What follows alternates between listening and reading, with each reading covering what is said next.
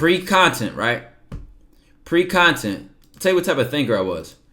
I knew, like, now we're just going to have some hard truths. Some cold, hard truths. I'm going to tell you cold, hard truth number one for me. I would rather be financially stable than like my job. I knew that about myself. I would rather be financially stable than like my job. I never understood why people would work at, like, let's say you're 18 plus, like you're at this point, like a position to be an adult and start making some like decent moves for your life. I never understood personally why people would go get a low paying job and just keep that low paying job. Keyword was keep. It's okay to be broke. It's not okay to stay broke. It's a difference. It's okay to be broke. It's not okay to stay broke. Personally, I'm only speaking for myself. You know what I'm saying?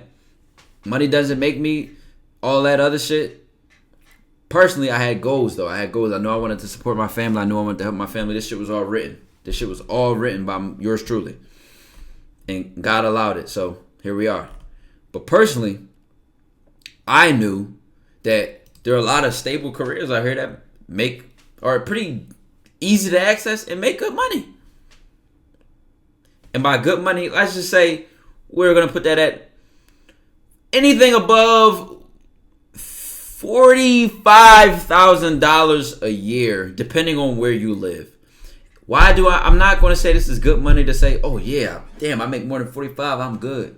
Because I know people that make like 80 or 90,000, and then after tax it smacks them so hard they might as well just be working at Mickey D's. If that's what they say it feels like. But guess what? Another good ass financial literacy lesson. The book this was in was Secrets of the Millionaire Mind, I believe.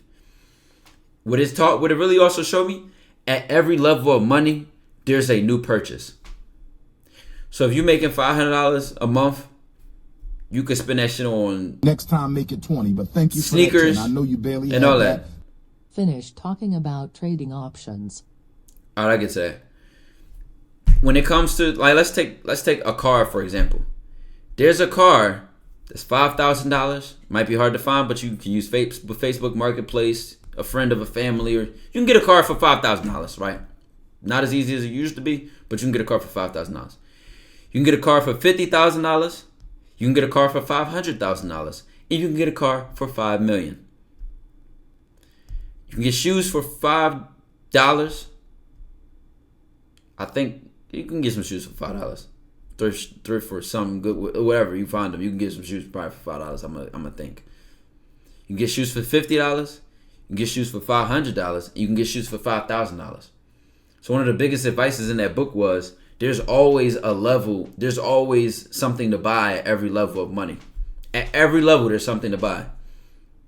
So the thing about it is, as most people's income increases, so does the level of the things they buy. Now, you can see the rewards of your money. You can have fun with it. You can enjoy your money. You can treat yourself.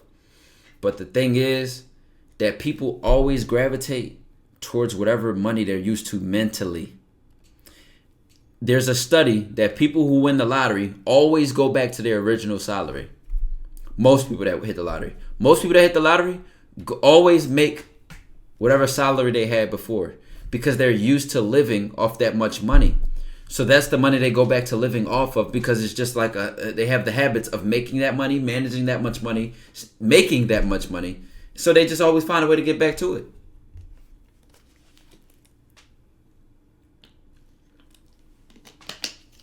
What book is it? Secrets of the Millionaire Mind. It's not going to be a book you're going to hear many people recommend. I've read so many of the mainstream financial literacy books, I started to find the ones that people don't talk about. And that one that I mentioned, which is not behind me, it's in my living room, was the best of the best that I read on any financial literacy book. And it's not even mainstream. Like, people, I don't even hear people talk about it. They always say Rich Dad, Poor Dad. They say this one, this. They don't never say Secrets of the Millionaire Mind, bro. They can say Millionaire Next Door. Millionaire Next Door was cool. I think in that one, anybody read Millionaires Next Door? Was that the book that talked about PAWs UAWs or some shit like that. It was like under accumulators of wealth, prodigious accumulate. Like it like separated like that. I think that was that might have been that book. I don't know. I could be right or wrong. I haven't read that book in years. Think and Grow Rich, right? That's another mainstream one, bro. I like finding the gems. It'd be like, damn. Tony Robbins, you know I love Tony Robbins, man. I haven't read that book though. Once I started to read, bro, I ain't gonna lie to you. I read like 13 financial literacy books, and I started to see they did get repetitive. So it's really like some common lessons in them that are really impactful. And I told you a lot of them. Invest in what you use and what you know and what you hear word to mouth on the street. Because as we know, underground controls the mainstream when the mainstream catches up. So you might find a company that nobody really heard about yet. They go public, and you stay with them because you seeing the moves that they making. You hearing people talk about them more and more. And I'm telling you, it might take that one financial advice YouTuber. It might take Congress to pass a bill that benefits them. Timing is everything with life. I'm trying to tell you, bro. This is where you start to find history, like, kind of interesting. You start finding out, like, how much shit happened at the same exact time and how much shit was going on at the same time. It's, like, interesting. You might find history really important. Like, I don't know. Shit just be weird when you look at history and you start getting, like, shit that start making sense and lining up. Timing is literally everything, bro. Timing is everything. Right place, right time, right person who could make the right decision. Bam, life has changed forever. Off topic, are you always in control? You know what I mean? Like level 3 type shit. Oh, always. There's no going back. What Dick Gregory says, when the universe put the glasses on you, there's no taking them off. There's a couple rules. You can't put them on somebody else. You can't see things as they are supposed to be. You see things as they are. And I forget the third one. I got all banks closed for some dumb shit. You think I can get them back? Mainstream want to set me. He told me mainstream banks. When you say some dumb shit, I got a 99% chance that I know what you're talking about because I grew up around people who did shit like that. I forgot. I don't know. That shit like lasts a couple years, I think. Somebody I know, he had to wait like 5 years or something like that. If you literally cannot get any bank account, like a credit union, anything like that, then the next thing you got to do is you probably literally have to go pen and paper, buddy. You probably literally got to go pen to paper. So it's like 5 to 7 years. I know I wasn't tripping. You got to rock off Chime or Cash App. Okay, so people got solutions. People actually got solutions, man. Money under the mattress. What can I start with to begin at 18? Okay, that's where I was about to start. I was about to start, let y'all know before content, where was my head at when I was reading them books and what was I thinking? Okay, so like I said, I don't understand why people would rather work a job that keeps them broke rather than trying to do something to position themselves to get some money. So personally, how did I think myself through it? I looked at a couple things. I looked at necessity. Like there are careers that will never be gone. Let's see if y'all can guess the categories of those careers. Just think about a couple categories, chat. Think about a couple. The first thing you say is medical, bro. First thing you say is medical. Then the trades. You know, you got the medical field, the trades. Upkeep, like people's like beauty, stuff like that. People always gonna want haircuts. They always gonna want to look good. You know, this is why, keep in mind, chat, this is why I say timing is everything. No one person's success stops another person's.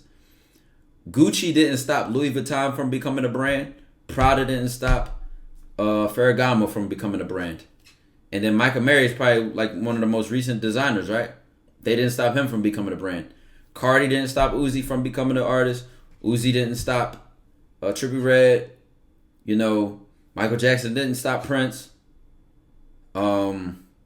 Tupac didn't stop Biggie. Like, there's literally, when you do what you do in anything in life, there's space. Trust that there's space. At that point, sometimes in certain industries, right? Like, I know people that drive trucks. when the block get hot, when everybody start doing the same thing, it'll fuck your money up because y'all might not know much about trucking, but like let's like simplify this. There's the job, which is like deliver this to this place, and then they got people that do the calling, right, and they let people know what the jobs are. I think it's like the dispatch stuff. You got the drivers that pick it up and get the jobs and stuff like that, right? When so many people went to go do that shit, they start doing deliveries for like bottom dollar, like way less money than they would have done them for before. And because so many people are new, they're taking the jobs for that little bit of money. So like the truckers can't really strike and say, pay us what we worth. You know what I'm saying? So when shit like that happens, it's like, damn. But point being, like a lot of situations, don't sit here and be like, man, it's too late to start my clothing brand, man. It's too late to start rapping. It's too late to start doing this on YouTube. And this. It's not actually. Nobody stops anybody from growing, really. Nobody stops anybody from growing. Just because you had Michael Jackson doesn't mean Prince wasn't going to sell records. Just because you had, Tupac doesn't mean Big wasn't going to sell records. Like, it just, you can compare this to anything. Playboy Cardi don't stop Uzi from selling. Like, it just, just do you. What I was going to go to, though, if we talking practicality on some simple shit, my direction, I chose the medical field. But what I also knew, if I didn't go to school, if I wasn't going to go to school for free, I was going to me, it was a trade. Oh, for sure it was a trade. You know what I'm saying? My pop drives trucks. It took him like, I think he said either a year or 18 months. Maybe even 9 months. I don't know, somewhere between 9 months to 18 months to get his qualifications and CDL and all that. And at certain companies he worked for, he was making over 6 figures. And there are people who went to school for 4 years, got all types of loans. Let's not even talk about 4 years being invested and have never made that a year. So you kind of see a lack of a correlation between salary and like requirements. I'm only having this conversation if your goal is to get to the chicken. If your goal is to save the puppies, save the puppies. However, if you got a lot of money, you can save a lot of puppies. So let's just get into that. Point being, bro, and also if you make a lot of money, bro, there are a lot of donors and sponsors that help nonprofits. There are a lot of donors and sponsors that help nonprofits and that keep a lot of these companies and places alive and pay their salaries and pay for their events. And so they literally cater to patrons and shit like that. So you can be on either side of the spectrum. Good people help out people. Good people help each other. You know what I'm saying? So if you're on I want to get the chicken side, right? The point is, there are a lot of things people don't know that they just can simply go to or get into that will make them money. I knew a homie who hated his job. He's miserable with one of the jobs he had. And he really was struggling with his money. And he went to become an electrician. When he started doing his research, he found a state program that paid for his electrician schooling. So he became one for free. And then I think the school he went to, they already had jobs lined up for him when he was going to be out of electrician school.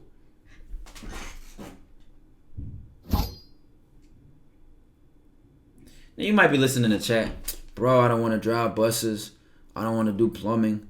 I don't want to do carpentry. I don't want to do the electricity stuff. I don't want to be broke. Like, I never understood. Listen, different strokes for different folks, bro. I literally never understood why I would literally do anything but not be broke.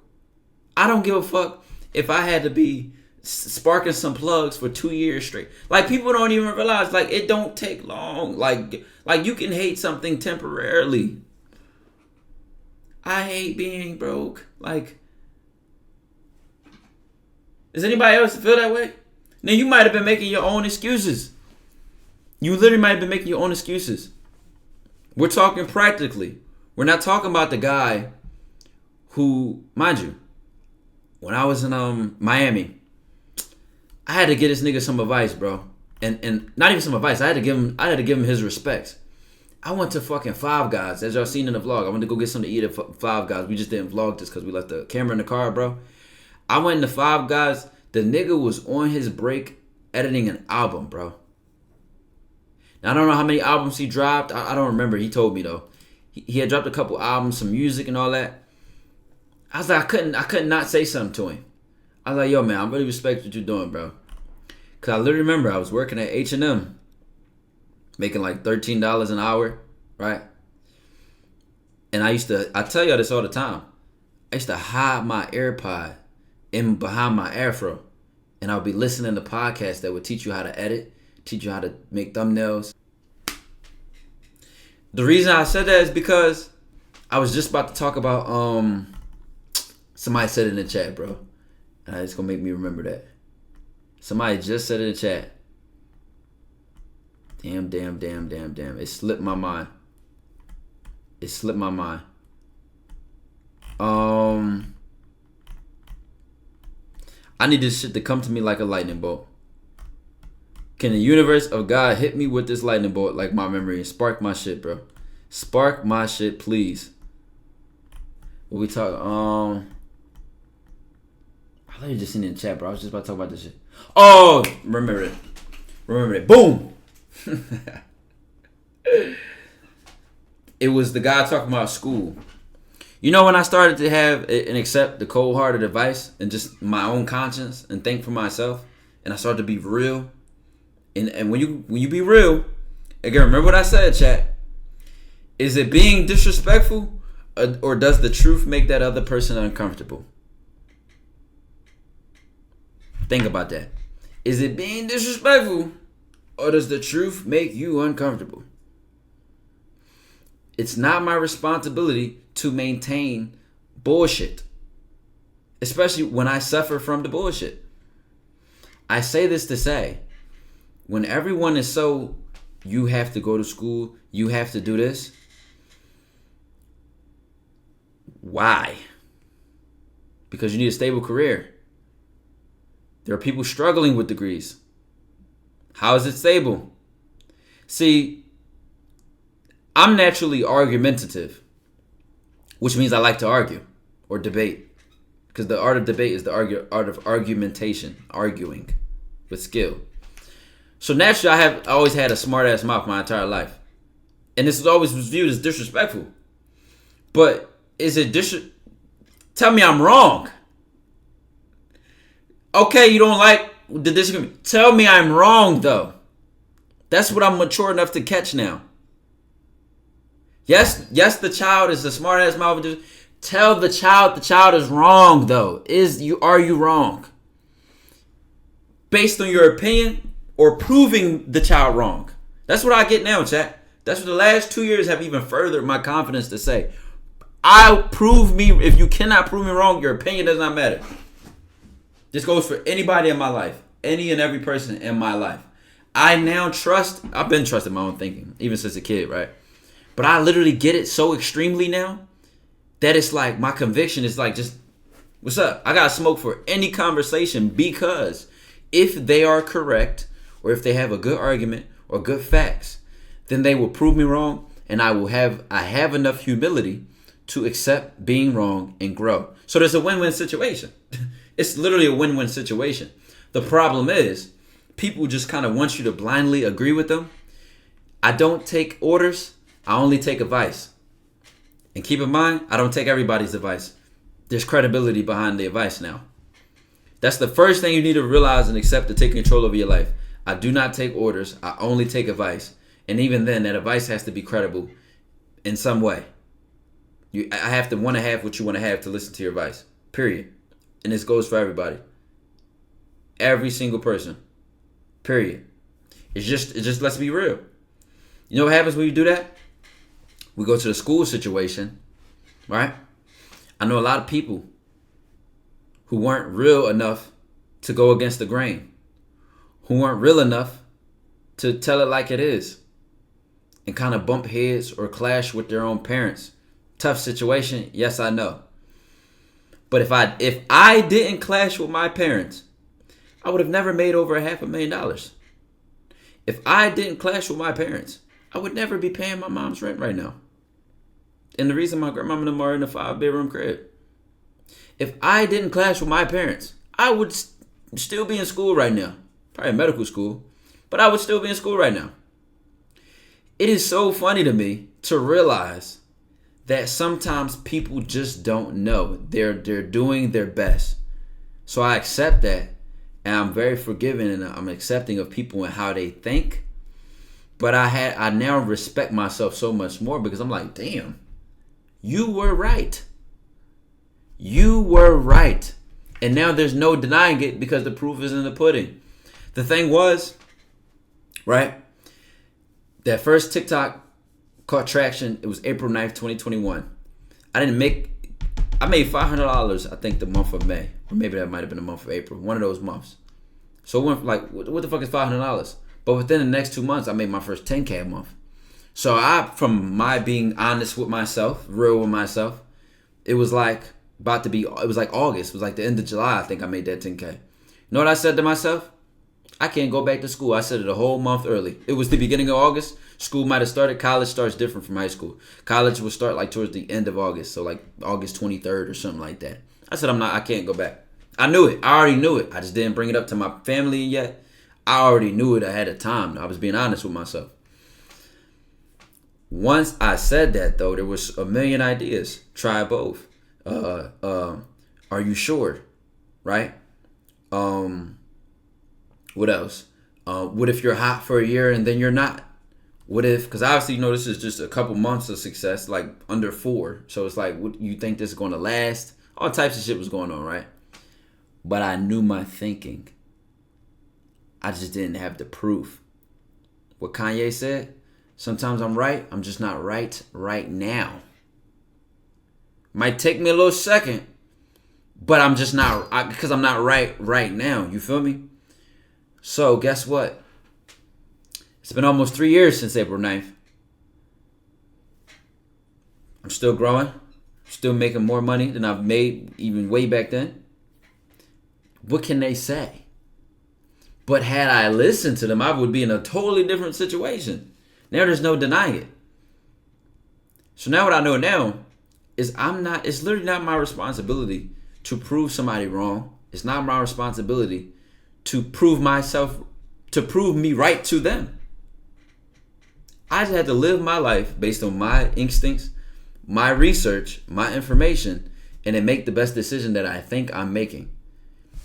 And then whatever happens, happens. You know what I'm saying? That's just how I feel about life now. Like I know whatever information I have in front of me or in my head, whatever information I've gathered, whatever advice I've gotten, and I'm just making whatever I think the best decision is. The only reason I say I think the best decision is because I don't know until it gets made. I don't know. I don't know that any of them vlogs was going to do what they did, or the next video going to flop, or the next video going to break, or if some videos flop and then do good later, or do good in the beginning and then don't grow, and I don't know. But I'm willing to find out. I'm willing to fuck around and find out. And that's what most of society loses when they get too old. If they don't want to fuck around no more, they stop finding out. They think they know it all. That's why they try to tell you what to think. Don't do it. Do this instead. Really, like, maturity is like keeping the child alive in you, but also being like an adult is calculated. It's like 2 tropes. I watched a good ass psychology video on this. The 2 tropes. It's like the child who lives in fucking fairy tale land, like Peter Pan, and there's like the adult or the old man who is bitter and just conservative. That's the 2 extremes. Highly imaginative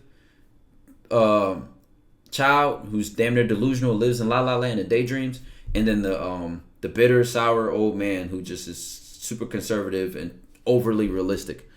You need both. Because at the end of the day, it's like the child in me that's willing to roll the dice at the wall and say, will this shit work? Let's find out. It's the child in me that can look at risk, can look at anxiety, can look at a very rough situation and say, fuck it, let's have fun, let's figure it out, let's see what happens. YOLO, you know what I'm saying? Because the adult wants to be calculated. The adult wants to be logical, in a sense. Next time, And make it 20, but you thank need you for both. that 10. I know you barely had that. Need both. Ty, I've had an easy life growing up and no I don't have a strong self-discipline. Do I force it on myself or try to find an inevitable fleeting motivation? I find myself falling into a routine of leisure and end up procrastinating when I want to do some. You know what I realized too?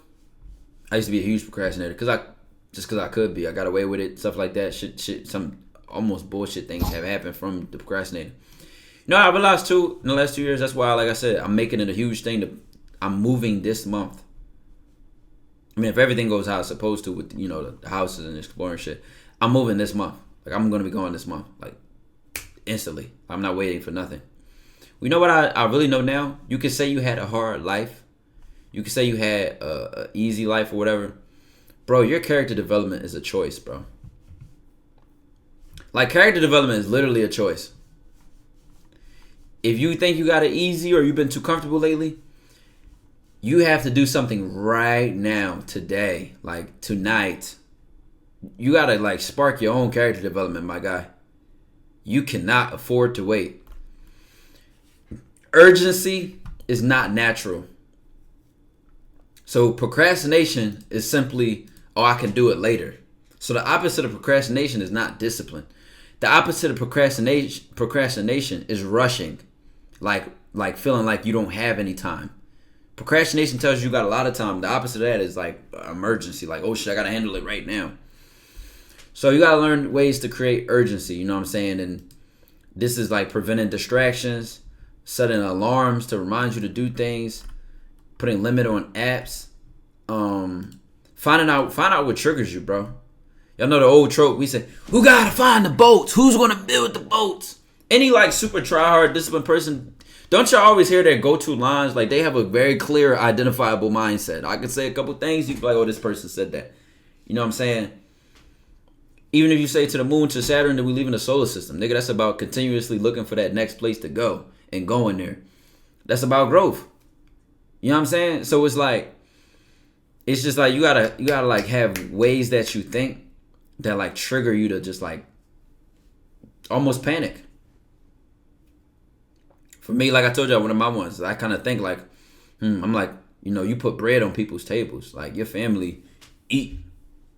Or, you help your family take care of shit. I got shit on my wall, around my crib. Like, almost like I got my crib booby trapped to remind myself. Even my screensaver. I got multiple screensavers that are like different artists that I admire. That kind of like make me think about like shit. Like, you know what I'm saying? This is a Michael Jackson screensaver. Then I had one that had Risk It or Lose the Chance. Then this was a good ass Khabib fucking interview I seen. This was some art somebody made. This was like some music shit. Fucking Me as a Kid, Jimi Hendrix. Like, I be like literally as soon as I turn my phone on, I'm like, yeah, it just like puts the seed, it plants that seed in your head, bro. Plant that seed, bro. Keep that seed planted. That's just all you gotta do. It's really discipline is not discipline is not tough. Like, it's not like really a big deal. Discipline is just like management. Like, you gotta learn how to manage that shit. So damn near to the point where like it's almost hard to ignore. Like, literally, I've made it hard. It's like momentum. I made it so hard to ignore being lazy. I don't care how tired I am. I will like damn near guilt trip myself into doing what I gotta do. Like, I tell you, like last night, it was like 2 a.m. I was tired as shit. And I still had to work on drums. And I still had to play my guitar. I'm like damn near literally yawning, like trying to grab this shit. But the thought I said to myself when I was about to lay down, I said, you're dying. Like I said something to myself. I was like, is this how you choose to die? Like, I didn't even say it out loud. It was just like the thought just hit me like a lightning bolt. Like, is this how you choose to die? I said, we're walking this way. I said, we're walking this way. We're going to that way. Yeah. I don't know. I don't even know where it came from. But that's just like, and like I said, even when I went back to school, what I realized is anytime you ignore an impulse that you have, you get weaker. This is why I said, if it takes you longer than 4 seconds to make a decision, you're not a man. You need to go check between your legs and you might have to find the nearest gynecologist, my boy, because you're not a man. It shouldn't take you more than 4 seconds to make a decision. Just make the fucking decision, whatever it is. Anytime you start overthinking or anything, you create more momentum. It's like a snowball. Like, oh, the first thing is, oh, I want to go approach that girl, right? Had you just like instantly acted on that, it would have already been done. It's only the after effects that fuck the whole process up. Oh, I want to go approach that girl. What am I going to say to her? Is she in a relationship? Is that a ring we're in? Nah, she'll look like she doesn't. I'm not even her type. Like, here come all the bullshit. Here come all the bullshit. But in reality, a lot of times, bro, you give yourself a short time frame to make a decision. Life is just so much easier. Just keep it simple. Like, the discipline is not complicated at all. It's just like, you get a random idea. You might even get a productive idea while scrolling on Instagram. It's times I've been scrolling and it's been like, all right, how long are you gonna keep wasting time? And then I'm like, no, you're right. And then I go just do something. Like, just keep it simple, chat. Just like pull back. Allow yourself to talk to yourself. That's what I do now. Any impulse I have, I just trust it. Like, literally. Impulse to move, I'm moving. Next time, impulse to start that stream, I'm starting the stream. 10. I know you barely had that. I'm impulsive as fuck. I've invested in a course to change my career to double my salary. I'd quit, but the perceived boredom and difficulty of starting and finishing makes me wanna reward myself before I start, and then one round of a game turns into I'll do it later than TMR. It's momentum, bro. It's momentum. Like, chat. The easiest thing, though, is momentum is kind of predictable. So, we could talk all this motivational shit. There's no tomorrow. Get up and do it. Take advantage of life. Ah!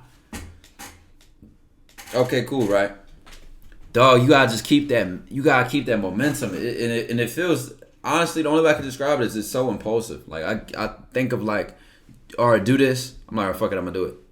I don't like let things slide no more. I don't let it slide. I don't like letting things slide. If the idea comes to me like a gnat, like a bug that you can't kill, I just listen to it. You know what I'm saying? That's just whatever it is. You said can't impulse be bad at times though? I trust my conscience. So I think that when I have an impulsive idea, I trust me, so I just go with it. Like, if I'm feeding my mind the right things and it tells me something impulsive, then it should be a good idea, right? I mean, it's not like stupid. It's not like put your hand in that fire. Like, it's not like, you know, I don't know. Like, you know what I'm saying?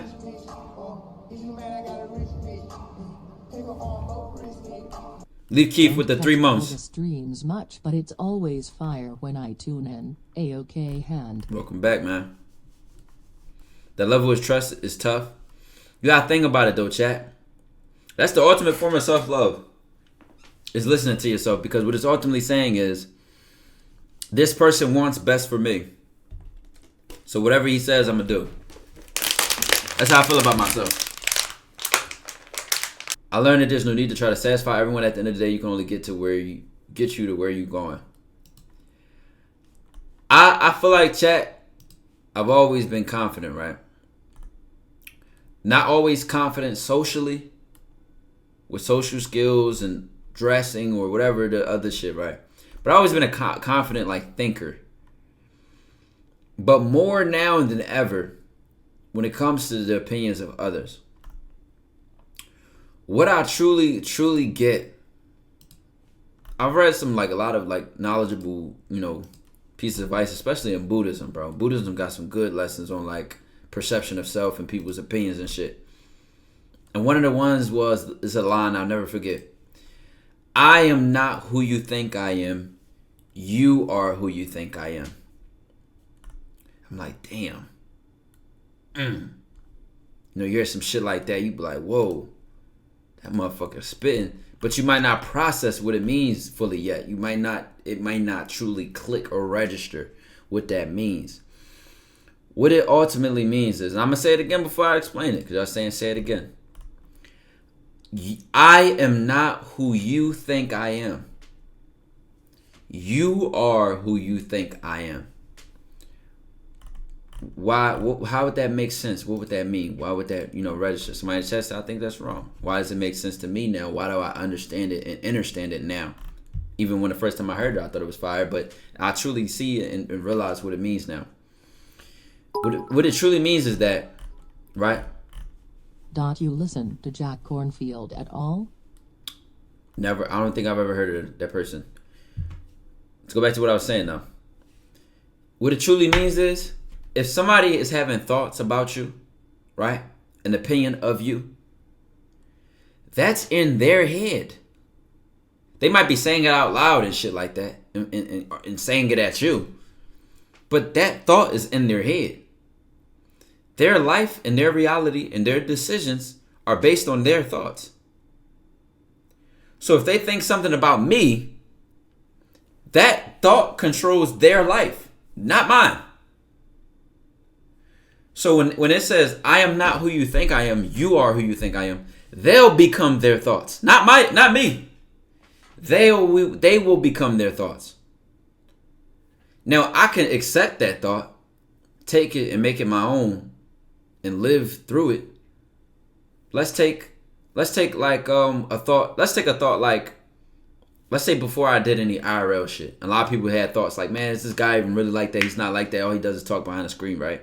Like, oh, I'm so scared, or I can't do this or can't do that, right? That means when they may have came to subscribing to me or supporting me, they'd be like, I don't think he's like that, so they're not going to do it. That's a choice. That's a thought that impacts their choices, right?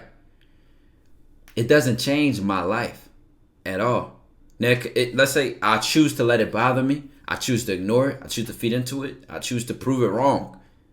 Now I'm allowing it to affect my life. Now I'm choosing to let that thought. But that thought comes from them. That thought impacts what they choose to do. It doesn't impact what I choose to do if I don't let it.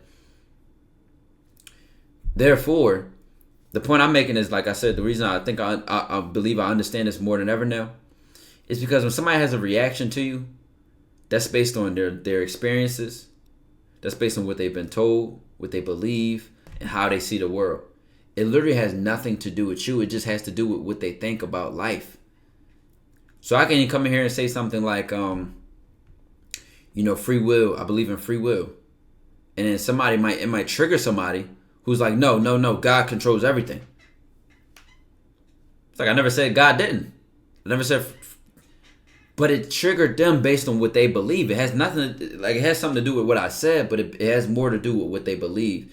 So really, if I take it personal back and I attach myself to the belief, and then we go back and forth and clash heads and all that, now I made it a part of my care, but I don't have to choose to care. I don't like. There's nothing about them getting triggered that's my responsibility. It's not my responsibility at all.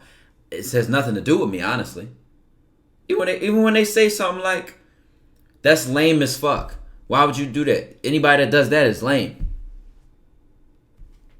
Well, I can say you're lame for thinking that. Now we're back to square one. We were two people with two opinions who both don't have to give a fuck. So it's like equal. It's like what really matters. You know what I'm saying? 6 of one, half a dozen of the other. You know what I'm saying? It's just like, what difference does it make, really? I always feel like I've been confident, but what this really makes me think about now is like, anytime, any thought, opinion, any conversation of something now, it's like I'm so nonchalant to the idea of even challenging it, or the idea of even like caring. Like, it's just like, it just is what it is. It's an opinion. It's a thought. You know what I'm saying? Nothing more, nothing less. Real shit, now we both lame. On God. No, you lame as hell, bro. Okay, well, you're lame for thinking I'm lame. How about that? Why do I have to care more than you care? Like, I don't have to care. Why do I have to even care because you care? I don't have to. Fuck you. You said fuck Next me, time I said make fuck it you. 20, but thank you for that 10. I know you barely had that. I was once a mad skinny, so I'd eat everything. I had people telling me I was gonna be fat and all type of crazy stuff. 2020 I went vegan for health reasons. Mad people talking about I'm starving. Can't please everyone. Might as well do what I gotta do. I'm telling you. This fucking fortune cookie I got one time, it said if you want to avoid criticism or avoid people's opinions, do nothing and be nothing. I mean, like, chat, when you kind of realize, this is what I'm saying to Mel earlier, like, bro, if you had 30 viewers, there would be haters and there would be people that love you. If you had 30,000. Jack Cornfield You know is what a I'm saying? Buddhist monk that teaches mediation and is a teacher. Your statement reminds me of him. He is big in America. Might better find out who he is, but I've looked a lot into Zen Buddhism, so a couple of Zen masters just come to my mind when I'm talking about what I'm talking about. Kind of a little bit different. What was I saying though? I literally forgot my train of thought though. Yeah, it's like, bro. I mean, like, bro, chat. People are this whole sheep bot matrix thing is so real you don't even know it. Next time, make it 20. But thank you for that 10. I know you so barely real. had that. In the next 2 years I want to be a car content creator. I was thinking about moving to Houston cause the roads and car culture, but Atlanta has better collab opportunities and business opportunities plus like-minded youngsters like me. What do you think? I think if you've never been to either of those places, you need to go to both of them to kind of like smell it out and see it for yourself. Or if you think about this for a while, you leaning towards one, then go with what you're leaning towards. Like, literally, both cities could benefit. Both cities could benefit anyone. Like, it's literally a win-win situation, bro. It's so like, it'd be like saying, do you want to eat broccoli or asparagus? You know what I'm saying? Or broccoli or like, it's like both are good for you. It's just what you like the taste of. You know what I'm saying? Would you say most people do? There's studies done proving humans do not want to see others do better than themselves. Yeah, chat. It's like, bro, let's get to the nitty gritty of it, bro. Think about this shit, bro.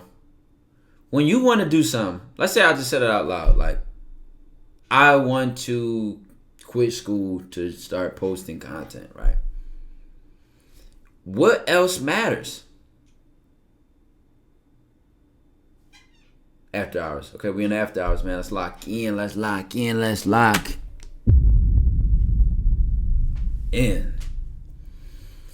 I thought about this earlier, and I said the word but. Like, you cannot start a story with the word but. Think about that. Like, anytime we're trying to do something, we feel motivated, we feel like believing in ourselves, and we say the word but, bro, you literally cannot start a story with but. So anything that like you trying to say but and like, okay, but then you're making all these limitations and doubts, it's literally pointless. Just keep the momentum going of the first thing you had and stand on it, because there's literally no way to lose at that point. Because if you stand on what you want to do and you have a good plan and you're a smart person, this is what I forgot to say earlier. It's a different thing to be intelligent and to be confident, and it's a different thing to be smart. There's a lot of people that are very intelligent and intellectuals, do a lot of research, information. They do a lot of thinking. They're like, you're really smart. You're an intelligent person. You make good decisions, but you're not smart enough to realize that you're surrounded by average thinkers. So you need to show them what to do. I made this mistake in the past. I didn't realize that being smart and being intelligent is not the same thing. There's a lot of smart. Ashley, welcome to the chat. Welcome to the chat. There's a lot of shit you might do that you have to realize, like, people just can't comprehend, understand, relate to at all. And that's a good sign. That's a good sign. There's a fucking book I read, or it was like a manuscript from a fucking cassette tape, because they used to give out shit. When chat, y'all know how somebody drops an album and like, you just go on Apple Music or download it or go on YouTube and find it. Dog, when they used to buy albums, they used to get like pictures from the concert. Like, it used to have like things that teach you or talk to you about what happened this day. Like albums used to be like collecting art, bro. Like, that shit used to be like collecting like a, whoa, like, this joint's crazy. Like, it really like them old records used to be packed, right? The point I'm making is, it was just like a cassette tape thing. And I only had this because my guitar teacher is like, he's like almost 70. So he collects all shit, like damn near like a hoarder. He got so much legendary shit from back in the day, from when it was original, literally. And he had this cassette tape from this guitar player. I think his name was Robert Johnson, one of the oldest blues players, whatever. But literally in the story, it was like 1930 or something like that.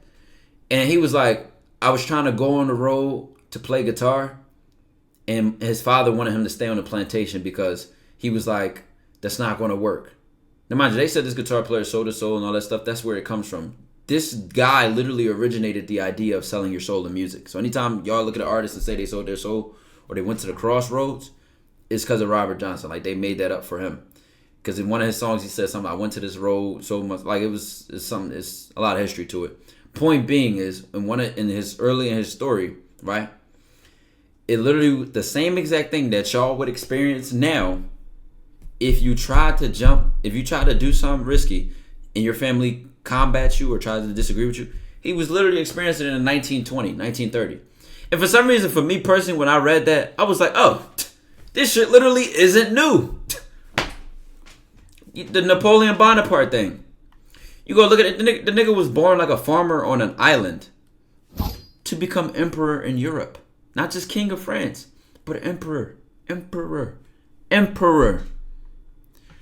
many people would have told him, bro, you can't do that shit? Who the fuck do you think you are? You're 5'4". Chill out, boy. Chill out. I'm telling you, it's like we all experience the same shit, and it's so welcoming because like you're only relatable to the unrelatable. Come on, man. You only can relate to those who are unrelatable. My kind, my breed, you know, they rare, but they out here. That's how I be remembering shit like that, because there's moments like that. I'm like, all right, damn, you know what?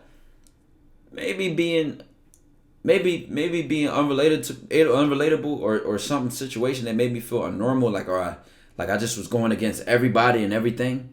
This is how I was meant to feel, because a lot of motherfuckers felt like that. Even if reading is a muscle, you know what I'm saying? You might gotta start a little slow. You stop reading in your bed. Stop reading where in a position where you used to fall asleep.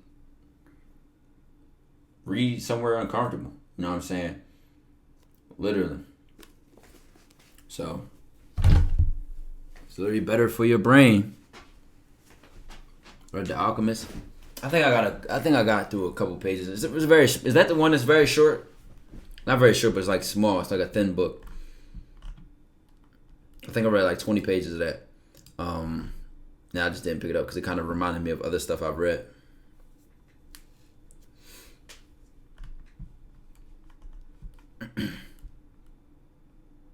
Any 50 Cent books?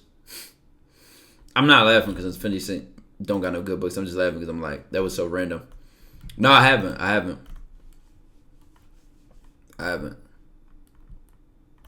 I'm telling you, Secrets of a Millionaire Mind is on top, bro. This book literally, I read all them financial literacy books. This one mixed like psychology with spirituality, bro. Not spirituality, psychology with money and spirituality with money, man. Like, this shit was cooking, bro. I could read a random one. Like, the beginning kind of talks about, you know, his upcoming and all that. But they got wealth files. I'll read these wealth files, right? The wealth file might start a chapter. I'll read like 10 of them, just so you can see like these chapters will go in depth on this shit.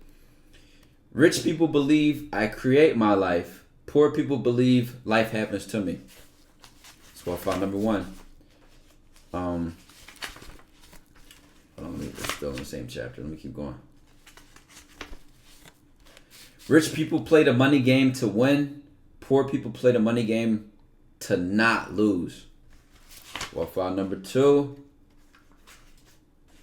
Excuse me, the third one.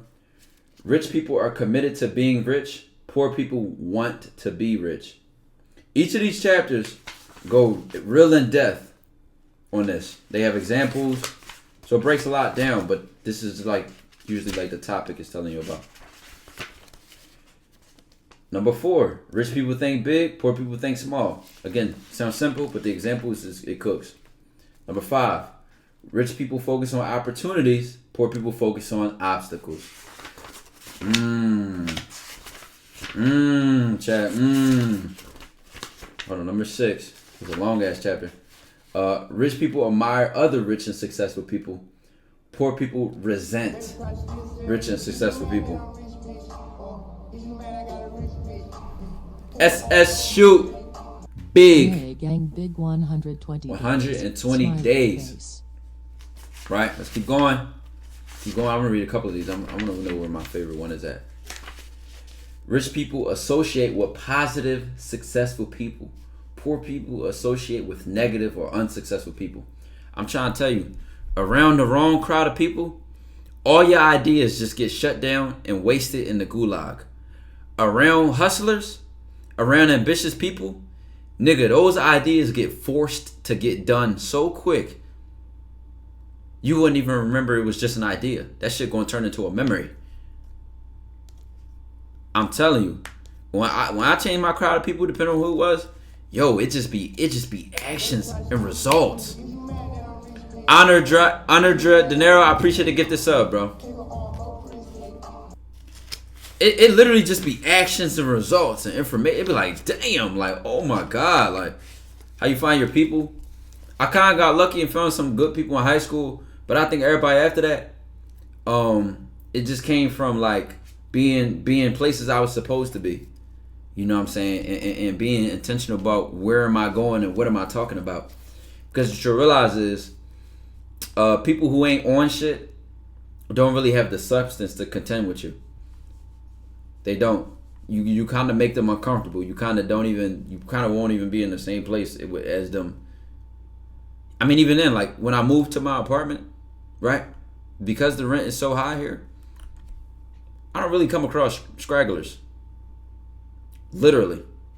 I got neighbors with multiple cars. One of my neighbors just bought a lamb truck in cash.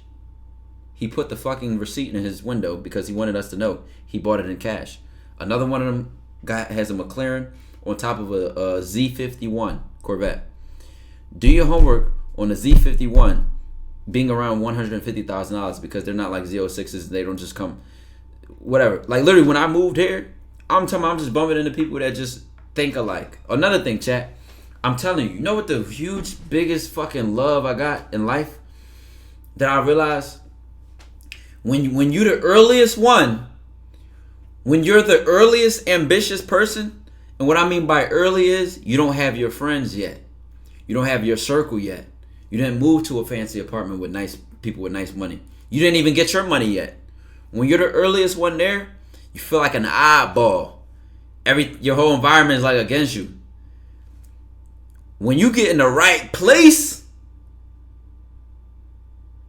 not only do you feel like a sponge, but you feel like, dog, you feel like a shark finally getting in water, bro. You feel like, damn, like, oh my God, this is what I've been waiting for. You feel like a shark having to eat grass, and then you finally get in the water and start hunting fish. You're like, damn, like, oh shit, like, wow. So I am crazy. But everybody else here is crazy too. This is why we get shit done.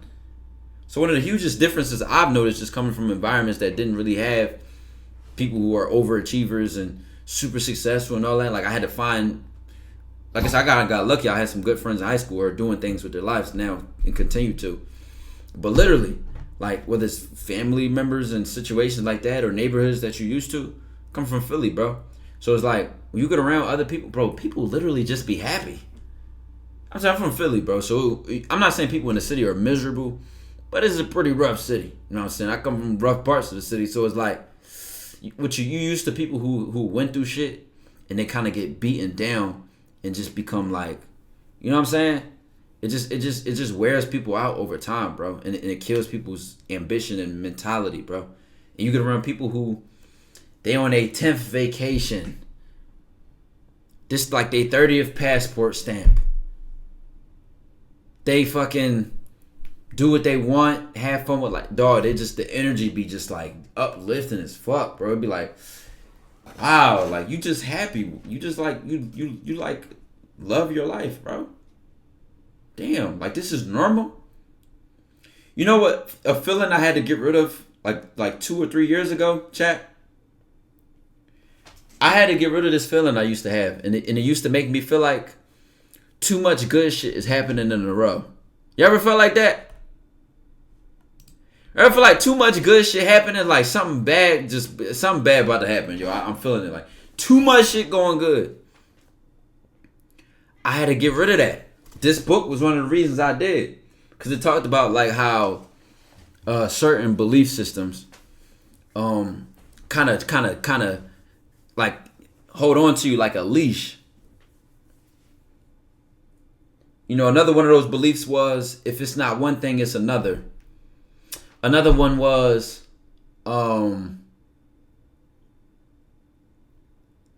like it associated morality with wealth. Like rich people are just all fucked up. They're just all crazy. They're all scumbags and all this other bullshit.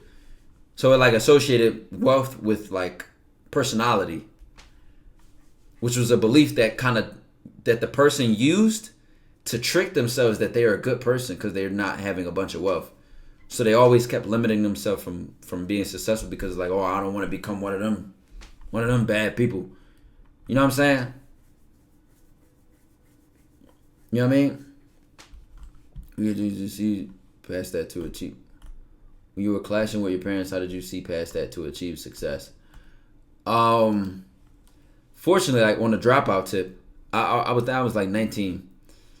I already like my parents respected me enough to know that I wasn't like a bullshitter. Like, you know what I'm saying? Like I already had put myself in a position to go to school for free to take care of like AP classes and keep my own job and keep money in my own pocket. I was pretty like, I wasn't like, a lot of times your parents just don't trust y'all. You know what I'm saying?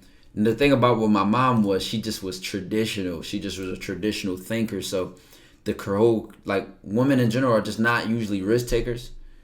They think for like, you know, compassion and like be careful and, you know, I care about you, and it's just love. It's just the way that they love. It's just like nobody wants to watch their child crash out.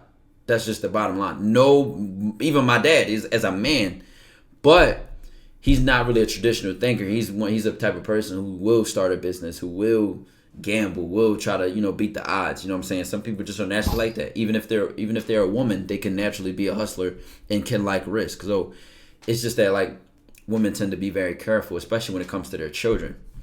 So it's just natural, bro. It's just natural. It's just you take a risk, it's going to trigger that. You know what I mean? Don't even get me wrong, where Jordan Peterson talked about something called the devouring mother. You got like different tropes with parents where it's like the devouring mother, the narcissistic father, the narcissistic mother, the strict dad, like and how that affects children. Oh, I'm telling you, psychology is the coolest shit ever, chat. Let's keep reading these wealth files though. Rich people are willing to promote themselves and their value. Poor people think negatively about selling and promotion. Let's keep going. Each of these chapters like kind of break these down. Rich people are bigger than their problems. Poor people are smaller than their problems. This was probably one of the most impactful chapters I ever read in my life in any book.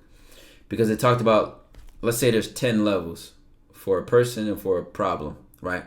Let's say a level 1 problem is my shoes are untied. Like, oh shit, I don't want to trip, so let me tie my shoes and solve that problem. Let's say a level 8 problem out of 10 is like, you just lost your job, right? So a level 1 person deals with a level 8 problem. They are panicking. They are tripping. And mind you, the levels are mental, like how mentally prepared you are for what you're dealing with. If a level 10 person deals with a level 8 problem, they'll handle it swiftly and with a calmness to like handle the problem.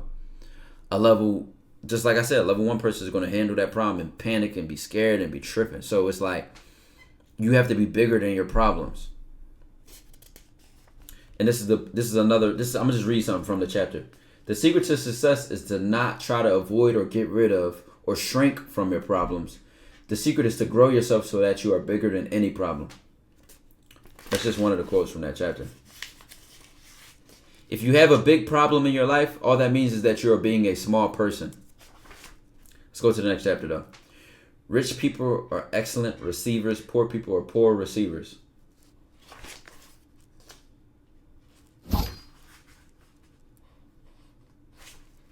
I like this part from this chapter actually. If you say you're worthy, you are. If you say you're not worthy, you're not. Either way, you will live into your story.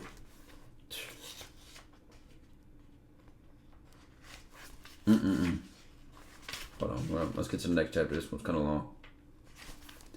This one long as shit. Hold on. Rich people choose to get paid based on results. Poor people choose to get paid based on time. Hold it. Let's keep going. I guess I'm gonna just. Should I read all these chapter titles, chat? These are just the titles. Or y'all heard enough? Y'all let me know, because we can get into reacting or some shit. More, keep going. All right, bet. Number 12. Rich people think both. Poor people think either or. This was a chapter that really was another influential one, too. And that was, if you read Rich Dad, Poor Dad, you know that's like something else that was thought in there. Number 13. Rich people focus on their net worth. Poor people focus on their working income.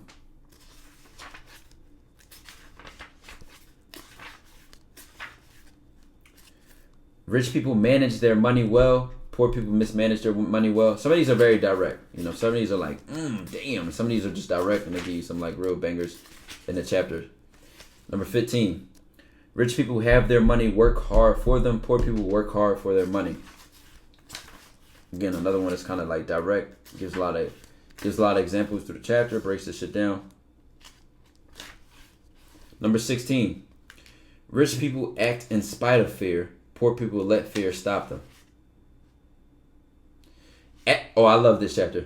It says, action is the bridge between the inner world and the outer world.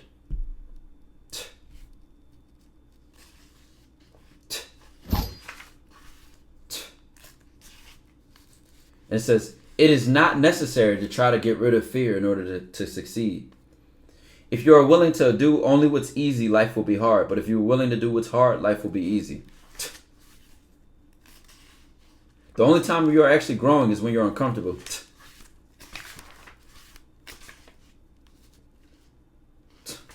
Oh my God. Number 17. Rich people constantly learn and grow. Poor people think they already know. He decided to rhyme for this one. This one, and I'm gonna read another part from this chapter. You can be right or you can be rich, but you can't be both. Every master was once a disaster. Oh my God! I see why this was my favorite book. Oh my God! All right, that was the last of the What Files. Jesus Christ! You see why this be saying it's the best book I ever read in my life, bro. Those were just the titles. Those wasn't the breakdowns, the examples, the explanations, nothing. I'm telling you, bro.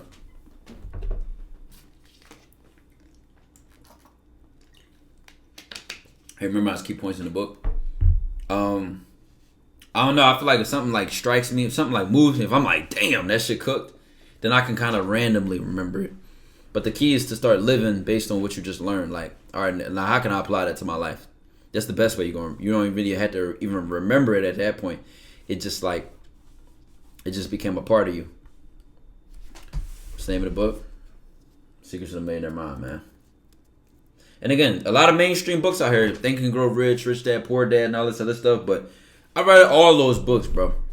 And I'm telling you, a lot of them repeat each other. A lot of them have good gems amongst them. This one right here, page for page, you'd be like, yo, I'm telling you, bro. I'm telling you. The other one was should we look at the other one? Should we skim through some of the other one, like some huge moments in this other one? Because I said these is top 2 to read in life. Probably you can start with these ones. We can get into this and we can look at some Twitch shit. So this is the part of the book I remember the most, and it was literally like in the beginning. What Melt doing? We're about to find out once I read through this real quick. There are 4 types of people in the world: the players, the watchers, the wanderers, and the wanderers. Now those last 2 sound the same, but as y'all see, they are spelled different. They are spelled differently. There you go. And this was the best part to me because it really broke down of like, damn, I could read through this real fast. If life were a game of baseball, the players would be the people or teams on the field. CO Bez, I appreciate the T1 sub, bro. The players will be the people or teams on the field. These are the ones who have sacrificed and practiced until they are the best that they can be. They generally do what they love and love what they do.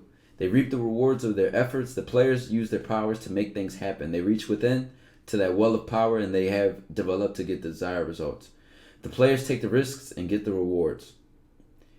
Need a grand slam? Got a grand slam. So that was that first part. The watchers. The watchers are the spectators sitting in the stands watching others play the game of life. Watching somebody else get the money, the recognition, and the girl. Everyone who is not on the playing field is a spectator. True watchers are the people who never really try hard at anything. They may dream of being a player, but at the first signs of difficulty, challenge, or disappointment, they discard their dreams. And scurry off the playing field of life, silently vowing never to try that again. These wannabe players take their seat in the stands with carefully crafted excuses and explanations for not being in the game. Watchers are generally people who had a dream but let it be compromised. Watchers often say, I should have done this or I could have been that, but I've had a good life. The wanderers. The wanderers are the people in the parking lot outside the stadium where the game of life is being played. They hear the sounds of the players and the spectators, but they are not a part of the game. They know something is going on, but they must wonder what it is, since they can't see. Wanderers learn about what's going on secondhand. They live their lives responding to outside stimuli and developing other people's programs. They often see the world in terms of They often see the world in terms of would have, could have, and should have. The wanderers with an A. The wanderers are the people who are lost on the dirt road to the freeway, to the parking lot outside the game of life. They have no idea what is going on and no plans to find out. The wanderers are like thistles in the wind. They blow from pillar to post without goals, plans, or roots, ruled by their addictions and their appetites. They live for the moment and nothing more. And within two pages, a lot of you motherfuckers should have been like, oh my God, that's me.